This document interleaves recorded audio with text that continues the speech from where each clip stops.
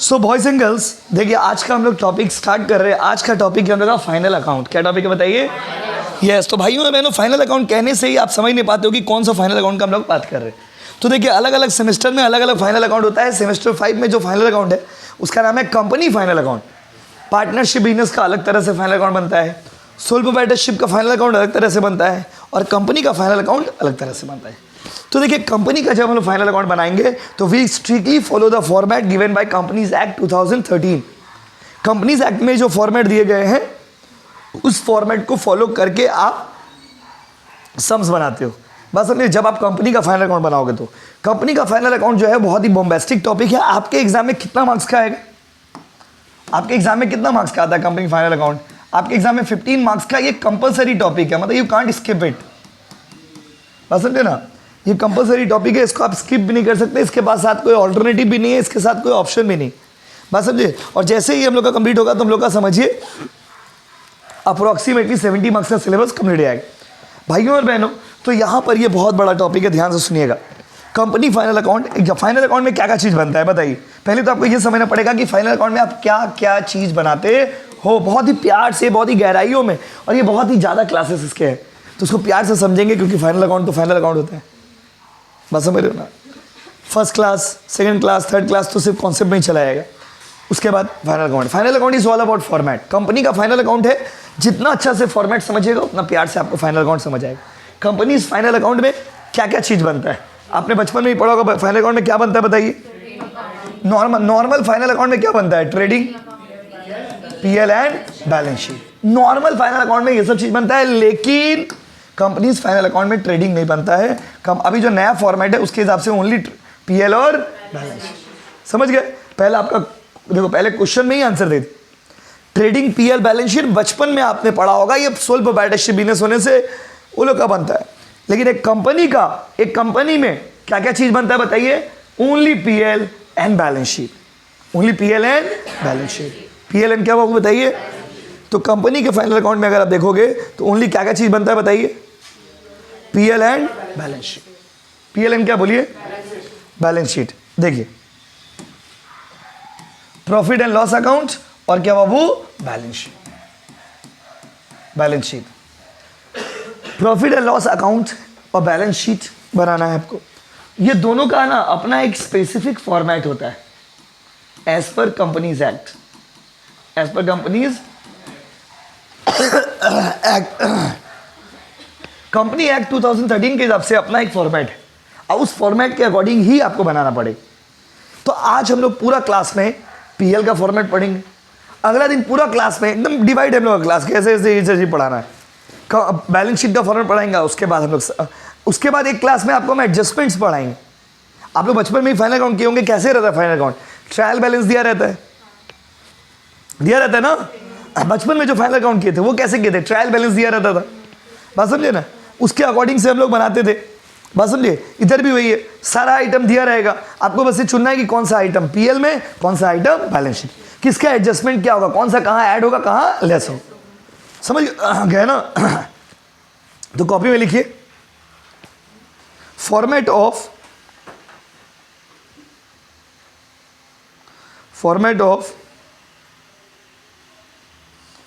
PL account, profit and loss account.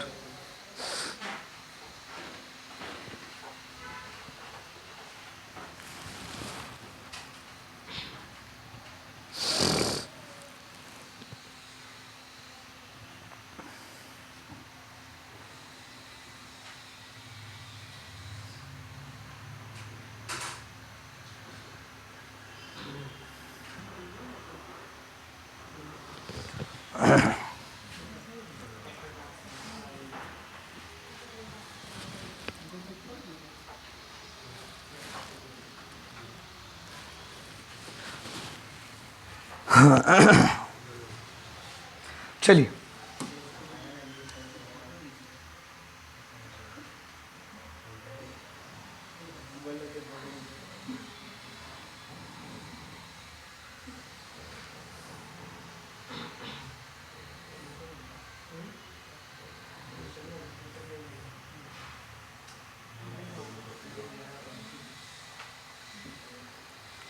दादा इसका book अभी तक नहीं किया, एक बार चेक करिए ना प्लीज़। आप बुक अभी तक डिलीवरी नहीं किए, जितना बुक ऊपर में दिए उसको क्लियर करिए ना पहले बुक को। स्टूडेंट मैसेज कर रहा है 7-7 दिन हो गया, 10 दिन हो गया। चलिए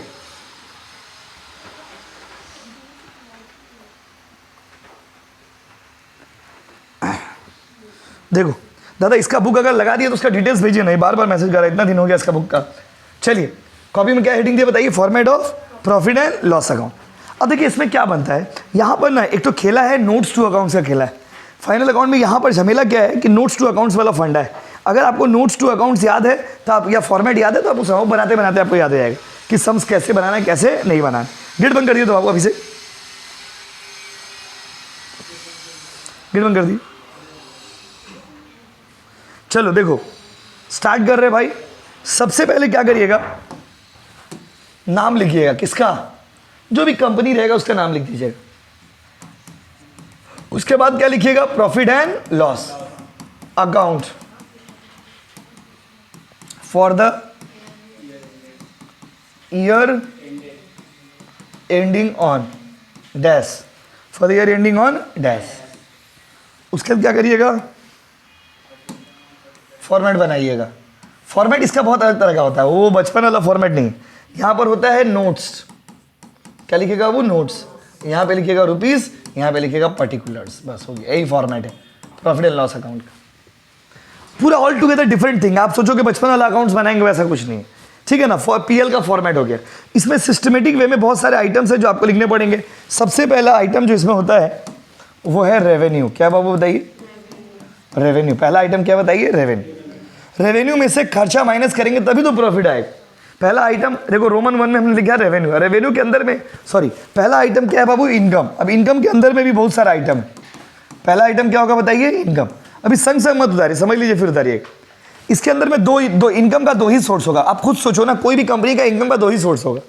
क्या दो सोर्स होगा बताइए, या तो revenue from operation. Revenue from operation मतलब जैसे हम आपको कोचिंग पढ़ा रहे, तो कोचिंग पढ़ा करके हम जो भी पैसा कमाएंगे वो मेरा क्या होगा, revenue from operation. Revenue from क्या होगा, ऑपरेशन। इसके अलावा भी मेरा कुछ इनकम हो सकता है, इंटरेस्ट, तो वो कहां चला जाएगा, अदर इनकम।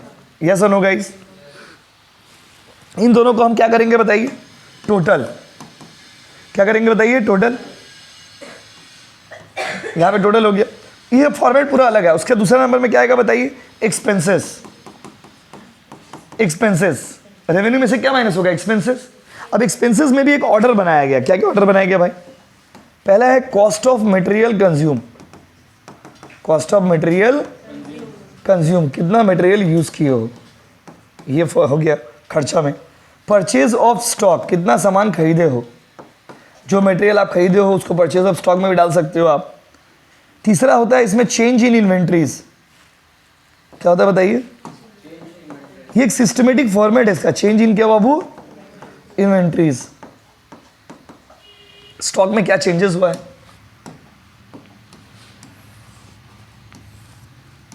चेंज इन क्या बाबू, इन्वेंट्रीज। चेंज इन इन्वेंट्रीज के बाद कितना आइटम हो गया, सी के डी। कितना आइटम हो गया, ए बी सी। उसके बाद इसमें डी कैटेगरी में आता है, ये कैटेगरी है, समझे ना, ये कैटेगरी है इंप्लॉई बेनिफिट एक्सपेंस। इसके अंदर में क्या डालिएगा, हर वो पैसा जो आपने किसको दिया है, इंप्लॉइज के लिए जो कुछ भी किया, सैलरी, बोनस, कमीशन, ये सब किस में डालना चाहिए, इसमें डालना चाहिए। नॉर्मली एक फॉर्मेट होता है इंप्लॉई बेनिफिट एक्सपेंसेस। उसके बाद आता है फिनेंस कॉस्ट। फिनेंस कॉस्ट मतलब अगर आप लोन वोन लिए हो, इंटरेस्ट दे रहे हो, तो कहाँ डाल दीजिएगा, फिनेंस कॉस्ट में। कहाँ डाल दीजिएगा बताइए। उसके बाद आता है डेप्रिसिएशन। डेप्रिसिएशन क्या होता है ये बताने का जरूरत नहीं है, because you all are experts, बस समझे ना। और उसके बाद जो इनकम, जो खर्चा कहीं नहीं जाएगा, वो सब कहाँ डाल दीजिएगा, कचड़ा का डब्बा, अदर एक्सपेंस। जो खर्चा आपको समझ नहीं आएगा कहाँ डाले, उसको कहाँ डाल दीजिएगा बताइए, अदर एक्सपेंस। कहाँ डाल दोगे, बोलो बोलो ना, बोलो। तो फिर यहाँ पे आ जाएगा टोटल एक्सपेंसेस, यहाँ पे लिख दीजिएगा ऐसे, ठीक है। टोटल, अच्छा इनकम में से एक्सपेंस माइनस करेंगे तो क्या आएगा बताइए। ये टोटल एक्सपेंसेस लिख दिए, ये रोमन 2 लिख दे रहे इसमें।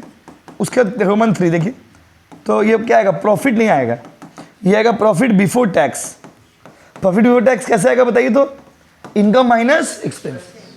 हम पूरा एकदम सिस्टमेटिक फॉर्मेट आपको दे, इतना टोटल आपको निकले, डायरेक्ट इनकम लिखिएगा, खर्चा लिखिएगा, प्रॉफिट निकाल दीजिए। बनाने का बहुत तरीका होता है, बात समझिए। जो सबसे अच्छा तरीका वो हम आपको बताया, profit before tax. Profit before tax में क्या माइनस करेंगे बोलिए? प्रॉफिट बिफोर टैक्स में क्या माइनस करोगे बोलो? लेस करोगे टैक्स, प्रोविजन फॉर टैक्स। तो टैक्स माइनस करोगे तो क्या आएगा बताइए? प्रॉफिट आफ्टर टैक्स बोलिए चाहे एक्चुअल प्रॉफिट बोलिए, यही होता है actual profit, profit after tax. Concept number 4, यही आपका एक्चुअल प्रॉफिट होता है। कैसा प्रॉफिट होता है बताइए? असली में प्रॉफिट आपका यही होता है, या फिर इसको प्रॉफिट बोलिए, फाइनल प्रॉफिट बोलिए। बात समझिए ना? अब यहाँ पर सवाल ये है, फॉर्मेट तो इजी है, देखिए सिस्टमेटिक है, यही सब आइटम इसी फॉर्मेट में आपको सजाना पड़ेगा, अरेंज करके लिखना पड़ेगा, ऑर्गेनाइज करके लिखना पड़ेगा। अब यहाँ पर जितना आइटम आपने लिखा है सबका एक एक करके डिटेल में हम लोग लिखेंगे, नोट्स बनाना पड़ेगा। बात समझिए ना? तो जैसे पहले आप ये उतारिए, फिर हम लोग आगे करेंगे लाइन बाय लाइन। अभी बहुत बाकी है, उतारिए।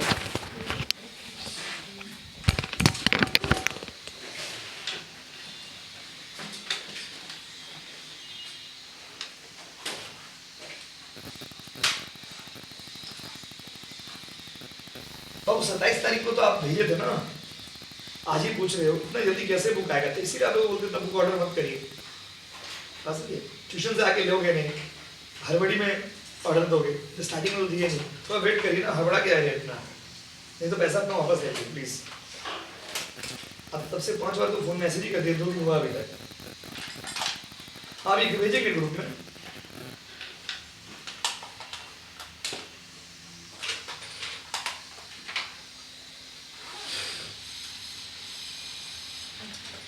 बाबू अपना नाम लिखिए ना, नाम। अब कितना तारीख है बताओ? 3 तारीख। 2 तारीख। देखिए आप लोग अपना अपना फीस क्लियर करोगे तो आप लोगों को ऐप में ऐड कर देंगे, तो आप लोग रिवीजन कर पाओगे।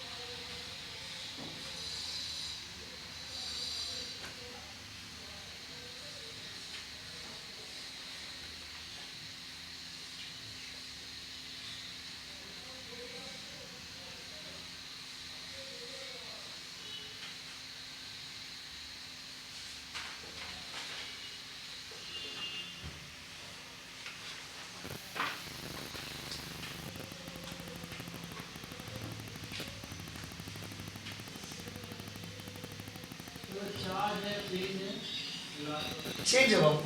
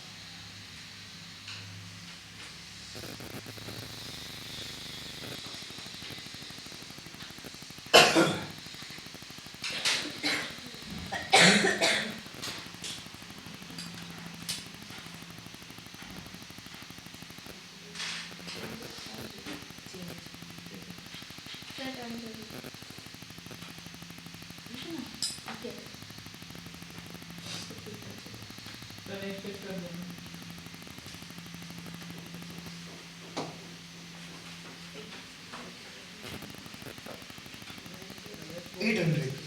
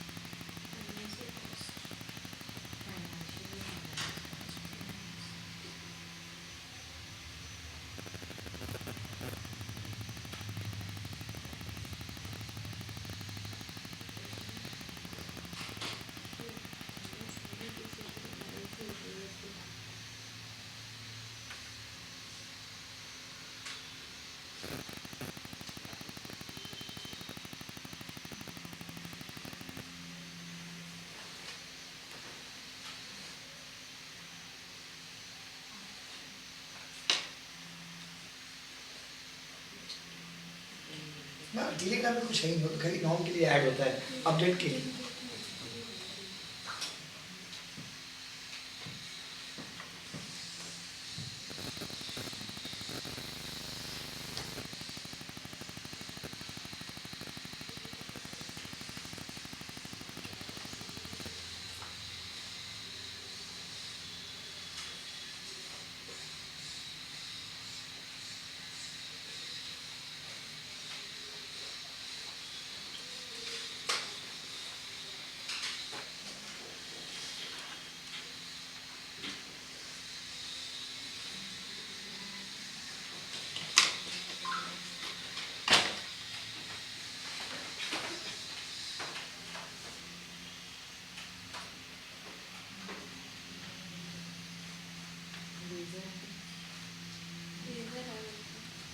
हो गया?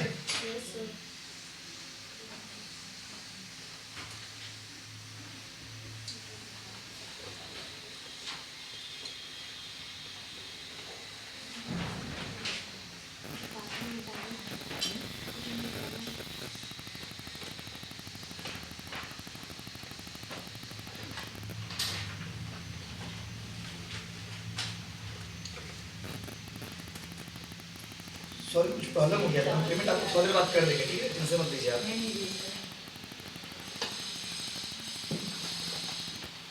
ओके ओके 800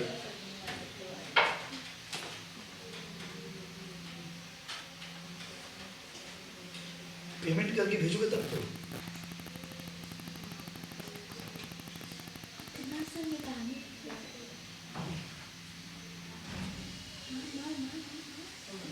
चलिए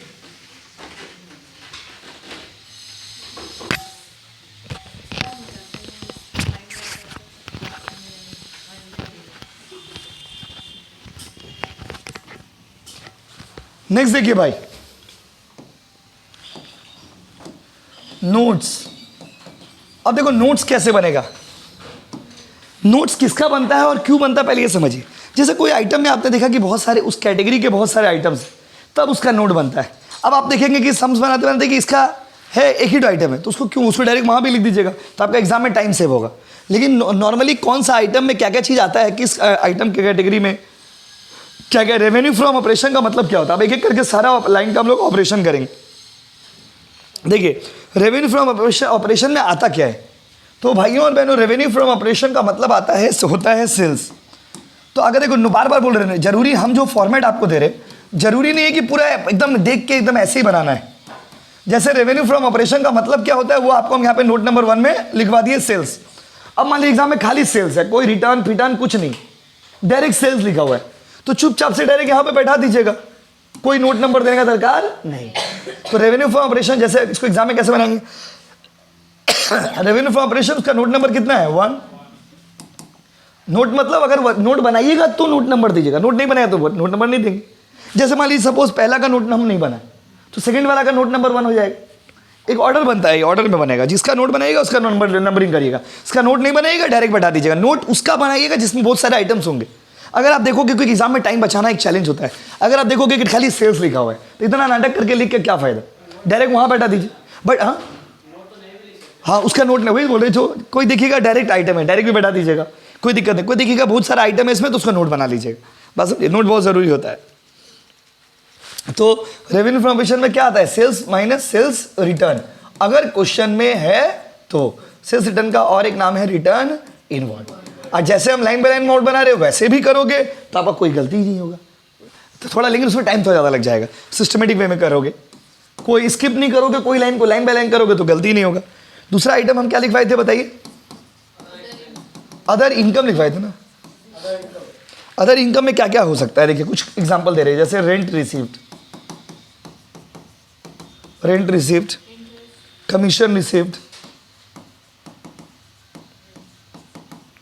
कमीशन रिसीव्ड, और क्या हो सकता है बताइए, इंटरेस्ट रिसीव्ड, पसंद है, डिविडेंड रिसीव्ड। कुछ कॉमन एग्जांपल दे रहे हैं, जरूरी नहीं कि इतने, इससे एक दो आइटम ज़्यादा भी होगा एग्जाम में, कम भी होगा, एक नॉर्मल फॉर्मेट बस। Dividend received, interest received, rent received, ये सब क्या है? Other income. मतलब सिंपल सा बात सोचिए ना, मेरा बिजनेस छोड़ के जितना भी इनकम है सब कहाँ डाल दीजिएगा? Other income. एक वर्ड में खत्म हो गया। बिजनेस छोड़ के जो भी इनकम है वो सब कहाँ डाल दीजिएगा? Other income. बात खत्म हो गया। कुछ एग्जांपल आपको हम यहाँ पे ETC लिखते रहे, आप ये मत सोचना कि इतना ही है, नॉर्मली इतना है, इसके अलावा भी बहुत सारा आइटम है। एक वर्ड में कंप्लीट। नोट नंबर 3 में आइए। तीसरा आइटम क्या था बताइए? जितना भी आइटम बचेगा वही बोल रहे, जो भी इनकम रहेगा सब डाल दीजिएगा। तो ये नोट नंबर मेरा क्या हो गया? 2। देखिए सम्स कैसे बनेगा? 1 उसका जो फाइनल अमाउंट होगा लिख दीजिएगा, 2 उसका जो फाइनल अमाउंट होगा लिख दीजिएगा। नोट इसीलिए फाइनल अकाउंट का सम्स में देखो कि पहले हम लोग नोट बना रहे फिर सम्स बना रहे। तो एग्जाम में क्या करिएगा? पहले PL का फॉर्मेट बना लीजिएगा, फिर बैलेंस शीट का फॉर्मेट बना के छोड़ दीजिएगा। उसके बाद एकदम नोट पूरा बनाइएगा। नोट से पूरा करने के बाद फाइनली अमाउंट पुट करिएगा, आंसर मिल गया, कोई झमेला ही नहीं। तो आप जब भी आओगे ना क्लास में सम्स बनाने के लिए, तो आपको हम पहले से बोलेंगे फॉर्मेट बना के लेके आइएगा, PL और बैलेंस शीट का फॉर्मेट बना के लाइएगा। बाकी नोट क्लास में बनाएंगे, उसमें बैठाएंगे, पुटिंग करेंगे, आंसर आ जाएगा। समझिए हार्ड नहीं है बट लेंदी है ये, तो आपको ही समझना पड़ेगा। पूरा अकाउंट्स ही हार्ड नहीं है, लेंदी। समझिए। अब भाई तीसरा आइटम क्या बताइए? Cost of material consume. इसका क्या फॉर्मूला होगा भैया? नोट नंबर 3 में डाल देते हैं। कॉस्ट ऑफ मटेरियल कंज्यूम को अगर निकालना पड़े हमको एग्जाम में तो कैसे निकालेंगे? कॉस्ट ऑफ मटेरियल कंज्यूम, इसका फॉर्मूला क्या हो सकता है आप लोग बोलो? इसका फॉर्मूला होता है opening stock of material, opening stock of material plus, पूरा लिख दे रहे हैं तो आपको बाद में कन्फ्यूजन होगा। Opening stock of raw material plus purchase of raw material minus closing stock of raw material, closing stock of raw material. Note item number 4 क्या था बताइए? हम एक एक आइटम का नोट आपको लिखवा दे रहे। ऐसे अगर कर लिए एग्जाम में तब तो कोई बात ही नहीं, तब तो गलत ही नहीं होगा। Purchase of stock, purchase of क्या बाबू? स्टॉक। परचेज ऑफ स्टॉक मतलब क्या? जो मटेरियल खरीदे हो, जो माल खरीदे हो, purchase minus purchase return. Yes और no guys? Purchase of stock में क्या लिखिएगा? परचेज रिटर्न का और एक नाम क्या है? Return outward. कोई दिक्कत? अगर क्वेश्चन में रहेगा तो, हमारे क्वेश्चन में खाली परचेज दिया हो, नोट नहीं भी बनेगा तो डायरेक्ट वहां भी बैठा सकते हैं। मतलब हम आपको बता रहे पॉसिबिलिटीज क्या क्या है, कैसे कैसे बना सकते हो। उसके बाद आइटम नंबर 5 क्या है बोलो? आप इसलिए ना फॉर्मेट पहले आपको कॉपी करने बोले, देख के बोलिए ना क्या है आइटम। अब तो अच्छा है हम लोग को वेट नहीं करना पड़ा, एक ही बोर्ड में सारा चीज कर रहे। 4 और क्या बाबू? 5 ना। 5 number change in inventory. Change in inventory बोले तो क्या? चेंज इन इन्वेंट्रीज माने की चेंज इन्वेंट्री मतलब स्टॉक में कितना चेंज हुआ है, स्टॉक में क्या हुआ वो कितना चेंज हुआ है। तो स्टॉक में जो चेंज हुआ है उसको क्या बोलते हैं? Change in change inventory. इसका फॉर्मूला क्या होगा? Opening stock minus closing stock. अब आप लोगों में कुछ बच्चे सोचोगे कि आप तो उधर भी ओपनिंग स्टॉक लिए, इधर भी ओपनिंग स्टॉक लिए। आप लैंग्वेज ठीक से समझिए। Opening stock of raw material, यहां पर क्या है? फिनिश गुड्स का, बस मतलब normal opening stock. Raw material अलग चीज होता है, वर्क इन प्रोग्रेस अलग चीज होता है, फिनिश गुड्स अलग चीज होता है। तो यहां पर normal opening stock closing stock रहने से इधर लिख दीजिएगा। अगर opening stock of raw material, purchase of raw material, closing stock of raw material, ऐसा कुछ रहेगा तो कहां लिखिएगा? रॉ मटेरियल कंज्यूम में। ठीक है भाई? कितना नंबर हो गया ये बताइए? 5 नंबर है शायद मेरे हिसाब से। तो 4 में क्या था बाबू?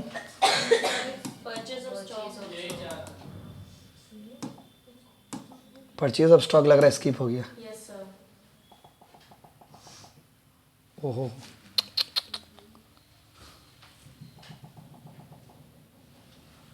ये हो गया 5 नंबर। ठीक है, इसमें हम एक पेज ऐड कर दे रहे। रुकिए, ये क्या था? 4 नंबर में क्या था बाबू? परचेज ऑफ और स्टॉक। क्योंकि जब लिख रहे तो सिस्टमेटिक वे में लिखोगे ना। क्या आंसर था बताइए? Purchase minus purchase return. आपका काम है सिर्फ इसको रीडिंग करके आना बस। रिटर्न आउटवर्ड, उसके बाद 4 नंबर। अच्छा ये आगे लिख दिए थे लग रहा। 1 नंबर देख ले, 2 number, 2 number, 3 number, 4 number, 5 number. अच्छा आगे लिख दिया। ठीक है, इसको ई पे चढ़ा दे रहे। चलिए 6 नंबर में आइए। आपको फिर कंफ्यूजन आता ना। 6 नंबर में क्या बोलिए? Employ benefits expense. मतलब आपको हम क्या अभी थोड़ा देर पहले बोले थे? हर वो चीज जो किससे रिलेटेड है बोलो। Employ benefit expense. बाबू कितना कितना आइटम का नाम बोलिए? आइटम का नाम बोलिए।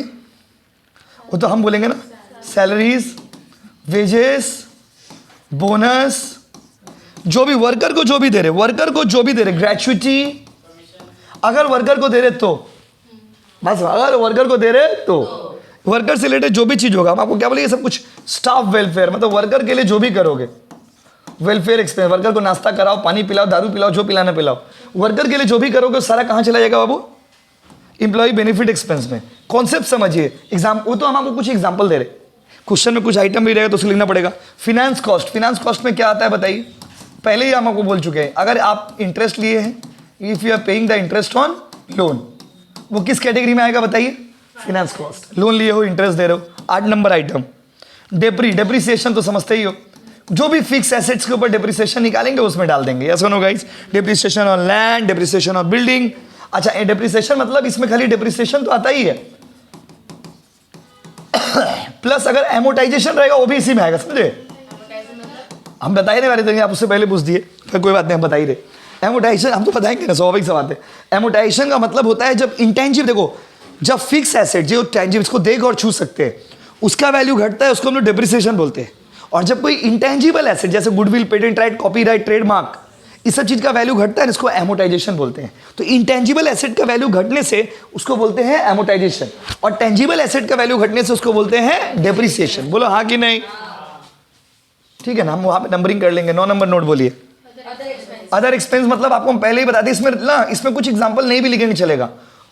ऊपर में जितना आप एग्जांपल में ऊपर में जो भी खर्चा को कैटेगराइज कर लोगे, उसको छोड़ के जो भी आइटम होगा वो सब कहाँ चला जाएगा बताइए, अदर एक्सपेंस। जैसे सर कुछ एग्जांपल आप दे दीजिए। रेंट पेड, आपने रेंट पे किया, आपने इंश्योरेंस पे किया, क्या क्या पे किया बताइए, रेंट पे किया, इंश्योरेंस पे किया।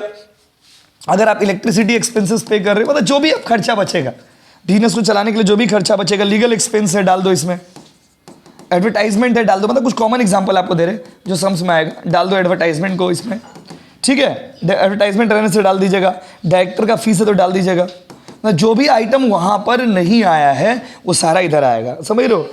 क्या चीज़ नहीं, ड्राइंग एक्सपेंस नहीं होता बाबू, बस समझे। तो जितना भी खर्चा रहेगा, जो भी खर्चा रहेगा आपका बिजनेस से रिलेटेड, मिसलेनियस लिख दे रहे, रुको, एटसेट्रा, और भी कुछ भी खर्चा, जो भी खर्चा हम कैटेगराइज नहीं करेंगे सब कहाँ डाल देंगे, अदर एक्सपेंस में। बात समझ रहे हो ना। तो इस तरह से आपका पीएल का फॉर्मेट कंप्लीट हो गया। रुको, अभी कंप्लीट नहीं हुआ, कंप्लीट तो अब होगा ना। नंबरिंग है करना, नंबरिंग बोलिए। 5 तक कर लिए थे, 6 किए, 7 किए, 8 किए, 9 किए। नोट्स देखो, हम आपको क्या बोले, जो आइटम डायरेक्टली दिया रहेगा डायरेक्टली बैठा दीजिएगा। लेकिन अगर आप ये फॉर्मेट के हिसाब से बना लिया तो आपका फाइनल राउंड गलती नहीं होगा। क्यों? क्योंकि पहले फॉर्मेट में एक है, उसमें क्या होगा ना, इसमें जैसे आप डायरेक्ट बैठाते हो ना, उसमें एक डर रहता है। क्या डर रहता है? कहीं कोई आइटम स्किप हो गया। इसमें क्या ना, आइटम स्किप होने का चांसेस नहीं, क्योंकि आप सिस्टमेटिक आप नोट याद करिएगा। Note number 1, note number 2, note number 3 है आइटम तो ठीक है, नहीं है तो स्किप कर दीजिए। मतलब सपोज अगर मान लीजिए फिनेंस कॉस्ट नहीं, इंटरेस्ट ऑन लोन नहीं, मत लिखिए, उसको स्किप कर दीजिए। ये नॉर्मली ये नोट्स होते हैं, यस नो गाइस। इस ऑर्डर में नोट्स बनाना है। पीएल आप पढ़ के आना, अगला दिन बैलेंस शीट का फॉर्मेट करेंगे। बैलेंस शीट फॉर्मेट थोड़ा ज्यादा है, आ सकते ना, उतारिए, कर दे रहे।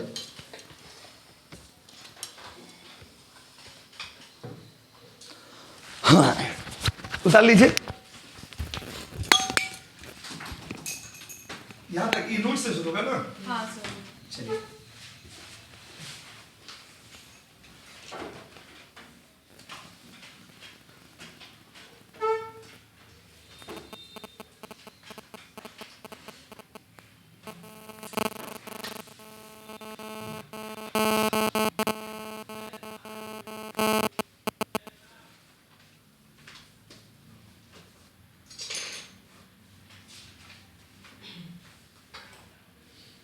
हेलो, कोई बात हो गया?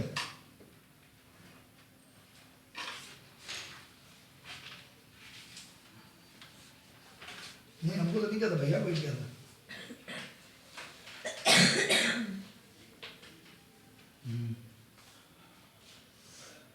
कल तक घर में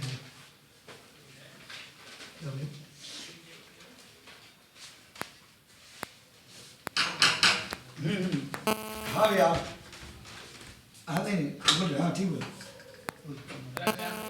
नहीं आज क्लास हो गया, आज क्लास आप ग्रुप में नहीं थे? ग्रुप में आईडी कहाँ की? तो आप मैसेज करो। कर रहे थे अच्छा 2 हफ्ता पहले। तो सिलेबस कंप्लीट हो जाएगा, मैं नहीं कंप्लीट करना, खत्म हो जाएगा, कर दे। आइए अंदर आ जी, अंदर आ जाओ। इमरजेंसी में कोई बात नहीं, बैठिए बैठिए बैठिए, कर दे बैठिए बैठिए।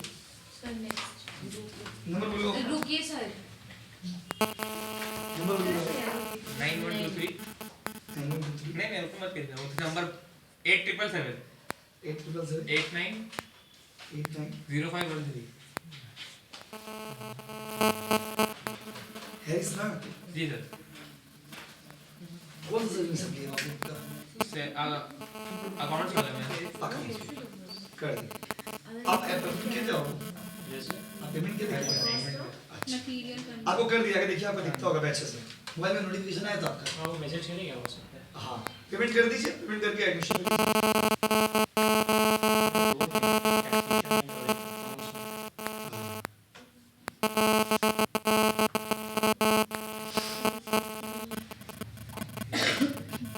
सर चेंज करिए।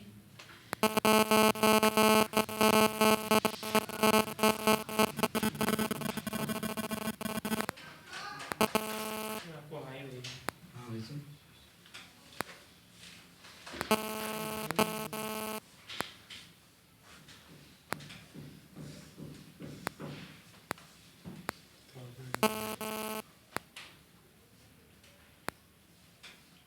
सिलेबस पूरा कंप्लीट हो गया सेमेस्टर वाइज में ऑलमोस्ट अकाउंट्स में सर कितना चैप्टर बचा एक आध है और टैक्सेशन टैक्सेशन भी एक दो चैप्टर, अब तो एग्जाम है अगला महीना।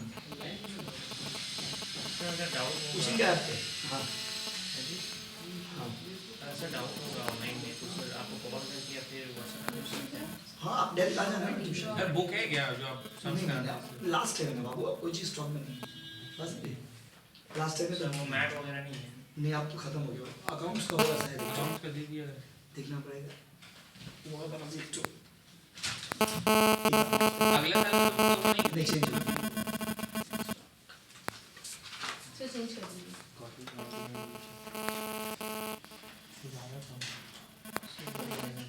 सर टैक्सेशन में हम क्या करेंगे टैक्सेशन का एडमिशन जैसे पेमेंट करके आप भेजोगे फिर ऐप में ऐड कर देंगे नहीं सर ये मैट वगैरह है मैं आपको पीडीएफ भेज देंगे, जेरॉक्स करा लीजिएगा या फिर आपको दुकान का एड्रेस देंगे, वहाँ पे जाइए, वहाँ पे मिल जाएगा हजरा में।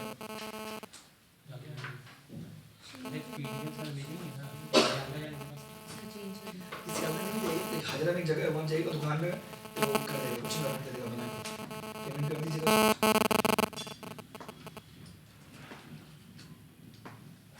चले क्या? हाँ हाँ सर। सर घर में आके पेमेंट हाँ हम तो आपको उसी दिन बोले थे, अब रिलैक्स हो गई करो। नहीं आप बोले थे कि हम जब मैसेज करेंगे तब अच्छा हाँ आप मैसेज नहीं किए थे उस दिन, थोड़ा प्रॉब्लम सर, चला आपको बहुत मैसेज किया क्या नाम है वो आपका? सर, क्या मैसेज किए थे? फिर मैं अभी कर दो ना, सेव कर ले नंबर आपका, आपको दिक्कत। ओनली ऐप है क्या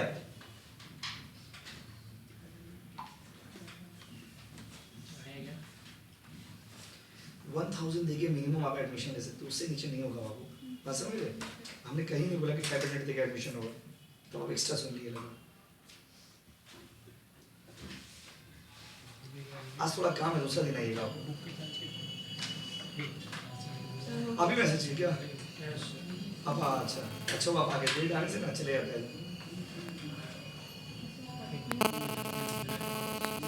अदनान ना यस सर ठीक सेव कर लिया। ऑडिट नहीं होगा आज?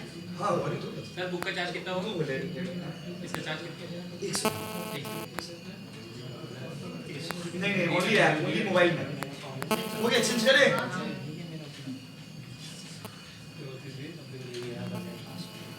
घर जाकर भेज देना ना, कोई दिक्कत नहीं, आराम से आप भी भेज दे घर जाकर, कोई हड़बड़ी नहीं, घर जाकर आप भेज देना ना। एक साथ कर दो, भेज देंगे। आप इतने दिन से पढ़ रहे हो, आप ऐसा थोड़ी हो 100 लेके चले जाओगे, ठीक है, आराम से घर जाकर भेज दोगे आराम से। भेज देंगे वो टैग का लिए मिला देंगे पीडीएफ से सेंड करेंगे यहाँ से ऐप डाउनलोड कर लिए हो, आप डाउनलोड आपको पेमेंट कर देंगे सर आप ज्वाइन करवा दीजिएगा बस आपका नंबर सेव कर लिया, अब दिक्कत नहीं होगा, ये हाफ एन आवर में जाके पेमेंट कर देंगे आराम से सर रिलैक्स, सर हो दिन गया। में कभी भी करोगे चेंज कर दीजिए सर। कर देगा, ऑफर लेके ओके कर लेगा, ठीक है थैंक यू थैंक यू। नहीं हो गया?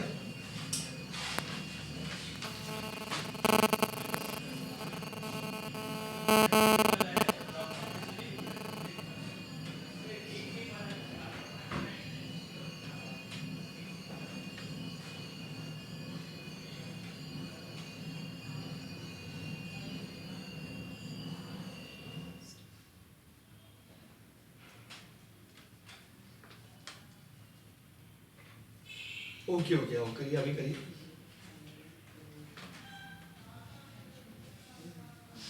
हो जाए तो बता दीजिएगा Oh yes sir. पक्का Yes sir. श्योर 100%.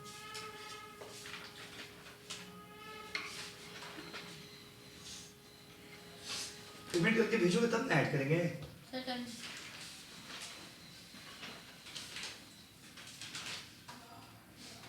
ठीक है जी क्लासेस डाउनलोड करिए रजिस्टर करिए लॉगिन करिए हम ऐड कर दे रहे हैं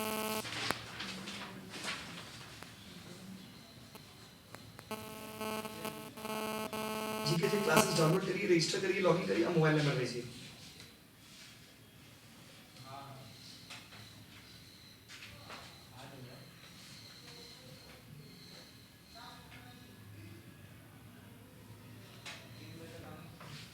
मुझे तो बताइएगा हो गया. ये सब हो जाइए.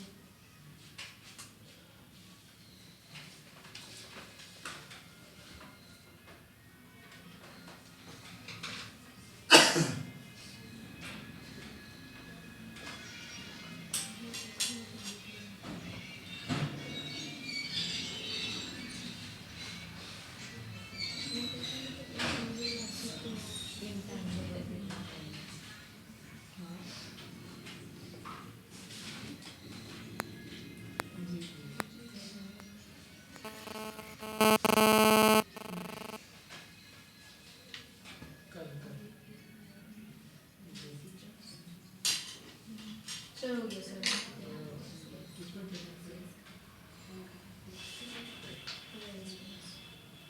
Sir change हो गया.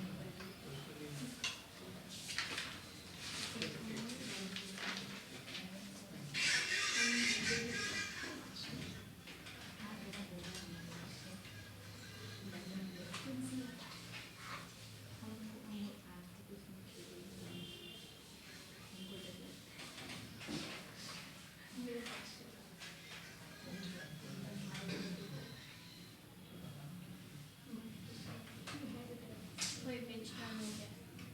हाँ?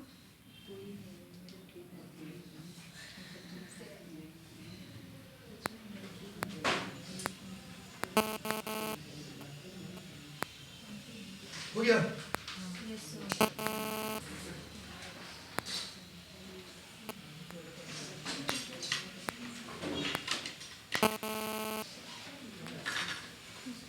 चलिए जिनको जाना चाहिए